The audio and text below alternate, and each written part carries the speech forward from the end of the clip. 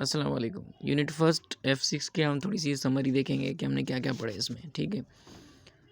तो in this unit we have studied issues of English teaching and learning of English in the Maharashtra.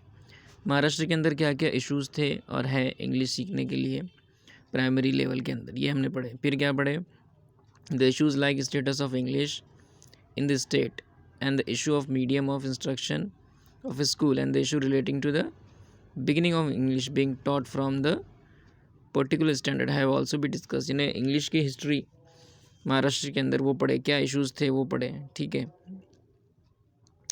We have also studied the history of English teaching and learning in Maharashtra. History पढ़े हमने English की, क्या है, कब से English start हुई महाराष्ट्र के अंदर, क्या बैकग्राउंड था इंग्लिश का, लैंग्वेज का प्राइमरी लेवल पे। There is a detailed discussion in this unit about the English as a first, second और third language। अब English as a first language भी पढ़ाई जा सकती है, सेकंड लैंग्वेज भी पढ़ाई जा सकती है और थर्ड लैंग्वेज भी पढ़ाई जा सकती है। तो ये भी हमने फर्स्ट यूनिट के अंदर पढ़े। The teaching and learning process of English language learning has also been studied in detail. Teaching और लर्निंग प्रोसेस जो है इंग्लिश का, वो भी हमने ये यूनिट के अंदर पढ़े, ठीक है। At the end of this unit we did not forget to study the factors which constitute the creation of environment conducive for teaching and learning English। ठीक है, एक सक्सेसफुल टीचिंग और लर्निंग प्रोसेस जो है इंग्लिश का, उसके क्या factors होते हैं, क्या क्या एलिमेंट होना उसमें, तो ये भी हमने क्या करे ये यूनिट में पढ़े। अब क्वेश्चंस कैसे पूछे जाते हैं एग्जाम में वो हम देखेंगे इंशाल्लाह। कुछ ऑब्जेक्टिव टाइप भी क्वेश्चंस होते हैं MCQ, जैसे कि is also known as the Magna Carta of Indian education. अब मैग्ना कार्टा क्या है ये आपको मालूम रहना, जो अपने पढ़े फर्स्ट यूनिट में, ठीक है।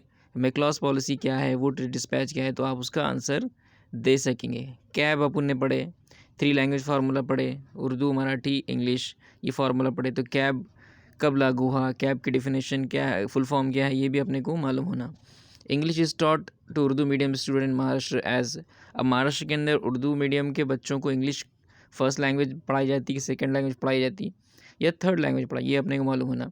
The teaching and learning process, अब टीचिंग लर्निंग प्रोसेस क्या है ये मालूम होना आपको। इन्वॉल्व 2 एलिमेंट्स, कितने एलिमेंट्स होते हैं, कौन कौन से एलिमेंट्स होती है आपको मालूम होना रहना। टीचर सेंटर्ड अप्रोच क्या रहता, ठीक है। टीचर और लर्नर क्या रहती है मालूम होना। टीचर और टेक्स्ट बुक का क्या कनेक्शन है आपको मालूम रहना, ठीक है।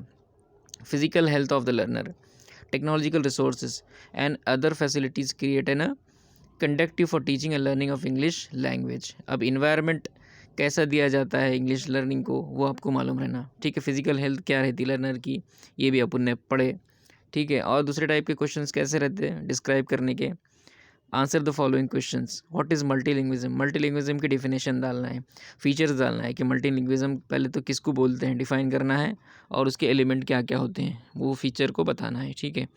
Explain with example the difference between the first language और फर्स्ट एंड थर्ड लैंग्वेज, ठीक है।